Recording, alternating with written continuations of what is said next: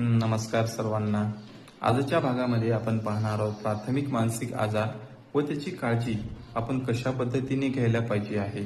या आजारामध्ये आपण आजार वाढ होण्याआधी किंवा सुरुवातीच्या स्टेजमध्ये कशा प्रकारे आपण काळजी घेतली तर आपला जो ताणतणाव आहे तो ताणतणाव दूर होण्यासाठी मदत ही आपल्याला नक्कीच लाभेल. म्हणजेच काय तर आपल्याला घरापासून ते हॉस्पिटलपर्यंत जाण्याची गरज ही कधीही पडता कामी नये. आपण काय करतो, आपण जास्त तणावामध्ये राहत असतो व तणाव घेतल्याच्या नंतर काय होतं, आपण नकारात्मक गोष्टीकडे जास्त वाव देत असतो व नकारात्मक गोष्टींना आपल्या डोक्यामध्ये आपल्या मनामध्ये घर करण्याचा प्रयत्न ह्या नकारात्मक गोष्टी ह्या रुजून बसलेल्या असतात. मग त्यामुळे काय होतं, सकारात्मक गोष्टींना त्या घरामध्ये शिरण्यासाठी कोणताही मार्ग उपलब्ध होत नाही. या कारणामुळे मानसिक आजाराची वृद्धी ही वाढत चाललेली आज आपण पाहतो आहे. मग यामध्ये प्राथमिक स्तरावर आपण काळजी घेण्यासाठी काय काय प्रयत्न करायला पाहिजे या बाबतीमध्ये आजच्या या व्हिडिओमध्ये मी माहिती सांगणार आहे. एक, प्रतिबंध म्हणजे प्रिव्हेंटेशन, म्हणजे आजार येऊ नये म्हणून आपल्याला काय करायला पाहिजे, ताणतणावाचं व्यवस्थापन करणे फार महत्वाचं आहे. आपण पाहतो की दैनंदिन जीवनामध्ये आपण खूप साऱ्या गोष्टी ह्या सकाळी उठल्यापासून ते रात्री झोपेपर्यंत आपलं काम हे चालू राहतं. पण या कामाच्या ठिकाणी असो, घरात असो, शाळेत असो किंवा इतर ठिकाणी असो, आपल्याला ताणतणावाचा सामना ह्या प्रत्येक स्टेजमध्ये प्रत्येक टप्प्यावर करावा लागत असतो.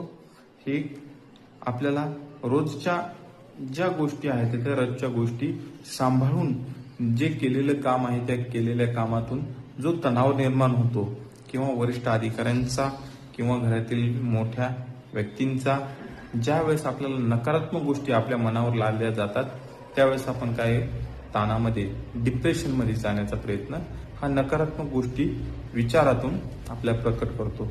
मग ह्या विचारातून ज्या प्रकट केलेल्या नकारात्मक गोष्टी आहेत त्या गोष्टी आपल्याला भेडसावत असतात. सतत आपल्याला नको त्या गोष्टीची चिंता वाढवण्याचं काम हे या माध्यमातून आपण स्वतः त्याला बंद करणे फार महत्वाचं आहे. म्हणजे प्रिव्हेंटेशन जर तुम्ही आजच्या काळामध्ये ताणतणावाचं व्यवस्थापन, आलेल्या गोष्टीला ताणाला कसं सामोरे जायचं हे प्रथमतः आपण लक्षात घेणं फार महत्वाचं आहे. ज्या वेळेस आपल्याला ताण येतो, ताण हा वाईट किंवा अति वाईट गोष्ट नाही. ताण येणं ही एक सकारात्मक गोष्ट पण आहे. जर आपल्याला कोणतीही गोष्ट करायची असेल तर आपण त्याला सकारात्मक ताणामधून ती गोष्ट पूर्ण करू शकतो. जसं की आपण 10वीचा पेपर असतो, त्या 10वीच्या पेपरसाठी आपल्याला परीक्षेला जाण्यासाठी, सामोरे जाण्यासाठी हा एक सकारात्मक ताण असतो. मग तो सकारात्मक ताण आपल्याला काय करते, एक ऊर्जा देते व आपल्या एक नवीन वाटचाल दिशेने जाण्यासाठी आपल्याला एक मार्ग शोधून देते.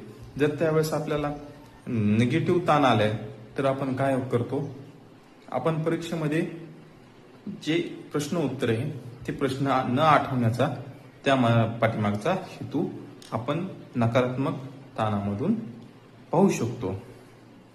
त्यानंतर दुसरा नंबरचा आहे लवकर आजार किंवा लवकर जे ताणतणावाचं रूपांतर आपल्या शरीरामध्ये झालेलं आहे ते ओळखणे, अर्ली डिटेक्शन म्हणतात त्याला.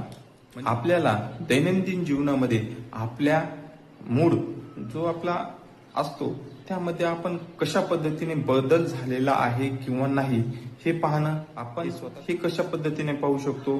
किंवा आपल्या घरातील व्यक्ती असेल, कामाच्या ठिकाणी जे आपले कलिग्स असतील ते व्यक्ती असतील किंवा शाळेमधील कर्मचारी असतील किंवा विद्यार्थी असतील, यांच्या बोलण्यातून आपल्या वर्तनात जो बदल झालेला आहे, जो आपल्या मनस्थितीमध्ये जो चेंजेस झालेले आहेत ते चेंजेस आपल्याला 2 आठवड्यापर्यंत हे आपल्या वर्तनातून जाणवतात. मग त्यावेळेस आपल्याला लक्षात येणं फार महत्वाचं आहे की आपल्या मनावरती, आपल्या विचारातून, आपल्या शरीरातून वेगवेगळे आजाराची लक्षणे हे आपल्याला दिसत आहेत. ज्यावेळेस आपण अर्ली डिटेक्शन म्हणजे आपल्या शरीरावरती, आपल्या मनावरती होणारे जे घटक आपल्याला तणावग्रस्त वाटत असतात ते तणावग्रस्त आपण बाहेर काढण्याचा प्रयत्न हा प्रथमतः केला पाहिजे. मग तिसऱ्या नंबरला आहे इंटरव्हेन्शन. ओके, म्हणजे काय तर आपण उपचाराची मदत घेणे. ओके, याच्यात उपचाराची मदत घेणे म्हणजे काय, प्राथमिक स्वरूपात आपल्याला लगेच हॉस्पिटलमध्ये गेल्याच्या नंतर औषध गोळ्या किंवा इंजेक्शन घेणं हे महत्वाचं नाही.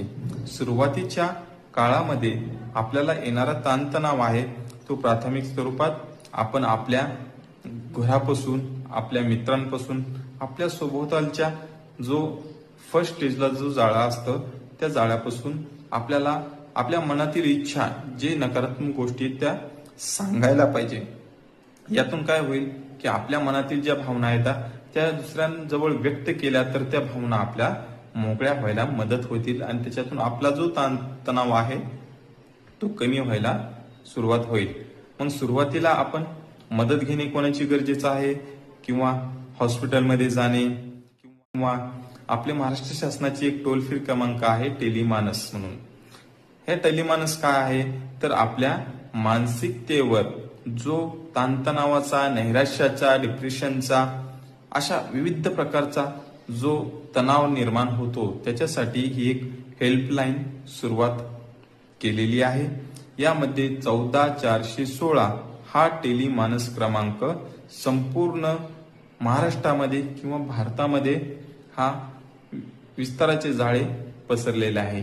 का की जर तुम्हाला हॉस्पिटलपर्यंत, दवाखान्यापर्यंत येण्यासाठी संकोच वाटत असेल तर आपण या 14416 क्रमांकावरती फोन लावू शकता आणि फोन लावल्याच्या नंतर आपल्या ज्या समस्या आहेत, जो तणाव आहे ते तिथं तुम्ही व्यक्त करू शकता. आणि जो तुमचा ताण आहे, जो तुमचा तणाव आहे तो व्यक्त करताना व्यक्त केलेली असेल तर तो समस्या किंवा तणाव आपण किंवा महाराष्ट्र शासन हे कोणीही इतरांना माहिती तुमची पुरवत नाही. ही सर्व माहिती एक गोपनीय असते. म्हणून आपण आपला जो ताणतणाव आहे तो निसंकोचपणे कोणत्याही हॉस्पिटलमध्ये किंवा 14416 या टेलिमानस क्रमांकावरती आपण आपल्या समस्या सांगाव्यात व त्याच्यावर योग्य उपचार व समुपदेशन घ्यावे. म्हणजे काय तर सुरुवातीला जी मदत पाहिजे असते ती मदत जर मिळाली तर मानसिक आजारा न होण्याची शक्यता ही इथे आपण टाळू शकतो. तर आपण आपल्या लाईफस्टाईल मध्ये बदल करणे फार महत्वाचे आहे. जे दैनंदिन आपल्याला 8 तास आपल्याला झोप होणे अपेक्षित आहे. 8 तास झोप होणे म्हणजे काय दिवसाला 8 तास झोपायचं का, तर नाही.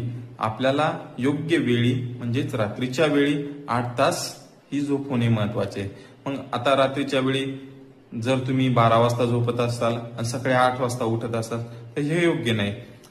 आपण आपल्या लाईफस्टाईल मध्ये बदल करण्यासाठी योग्य वेळी जेवण केलं पाहिजे, योग्य व्यायाम केला पाहिजे व योग्य झोप ही घेतली पाहिजे, जेणेकरून आपल्याला संध्याकाळी 9 ते 10 वाजता झोप आल्याच्या नंतर सकाळी 5 ते 6च्या दरम्यान उठणे, त्याच्यानंतर व्यायाम करणे, त्याच्यानंतर जो आहार आहे ते संतुलित आहार घेणे, म्हणजे जंक फूड असतं ते जंक फूड टाळणे व चांगले संतुलित आहार आपण सकाळच्या वेळी, दुपारच्या जेवणात व रात्रीच्या जेवणामध्ये घेणं फार महत्वाचं आहे. त्याचबरोबर आपल्या सोबतच्या ज्या सुरुवातीच्या मदत घेणे महत्वाचं आहे त्यामध्ये एक सपोर्ट ग्रुप असणे फार महत्वाचं आहे, जेणेकरून आपल्याला बसल्या ठिकाणी, कामाच्या ठिकाणी किंवा इतर ठिकाणी आपण आपल्या समस्या मित्रांजवळ सांगणे फार महत्वाचं आहे व त्यांच्याकडून येणारा सकारात्मक ज्या गोष्टी असतात त्या सकारात्मक गोष्टी अंगीकृत करून आपण त्याच्यावरती अंमलात आणणे फार महत्वाचं आहे. हे आपल्या मानसिक आरोग्याच्या सुदृढीसाठी आणि आपल्या स्वतःच्या शरीरासाठी फार महत्वाचं आहे. म्हणून ह्या गोष्टीचा वापर आपण आपल्या दैनंदिन जीवनामध्ये करावा व योग्य सकारात्मक दृष्टीने सकारात्मक ऊर्जा घेऊन आपलं जीवन व्यतीत करावं. धन्यवाद.